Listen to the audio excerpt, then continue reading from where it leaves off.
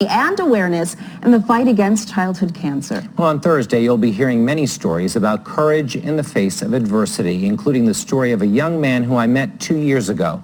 His name was Arnav. I first met Arnav Krishna and his family in the spring of 2017.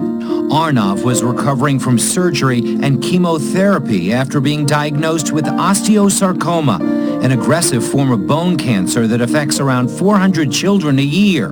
Arnav drew strength from his family and friends.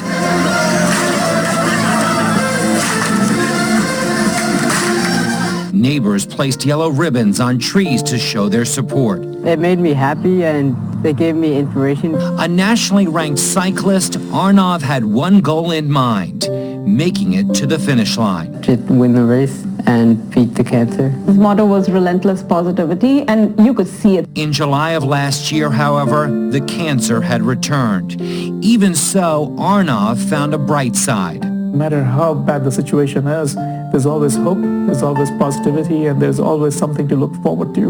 In Arnav's case, that was getting a chance to go to an Eagles game with his family and a Sixers game with his friends, capped off by a meeting with point guard TJ McConnell and getting an autographed jersey and sneakers. For him, it was, how do I celebrate my life with all the people that I know and I love? Because till the end, it wasn't about him. It was about people around him. In December, on the day of his death, Arnav had one more thing on his bucket list. He wanted to return home. It was a conversation his father remembers since they'd be traveling separately. I said, Arnav, I'll go home, but I need you to promise me that you will see me there.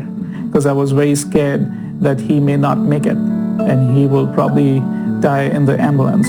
Thanks to Chop, they were doctors in the ambulance. We really, really appreciate them. But he made it. And when he did, the first thing he said is, yes, I made it. That was awesome. Waiting outside his home, 100 friends and supporters. It was almost like an Olympic star making home and getting cheered.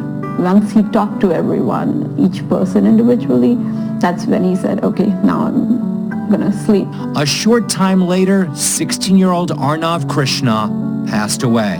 He went on his own terms. I still think he's going to just come in from that room and say, Mom, hug. Not a day goes by when I don't dream of him. Or we talk about him, or we feel him. He's definitely here. And his memory lives on in actions, too. His brother Dhruv recently raised over $13,000, the top team in a cancer fundraiser. I think he would be proud, knowing that it's because of him that all of that was raised.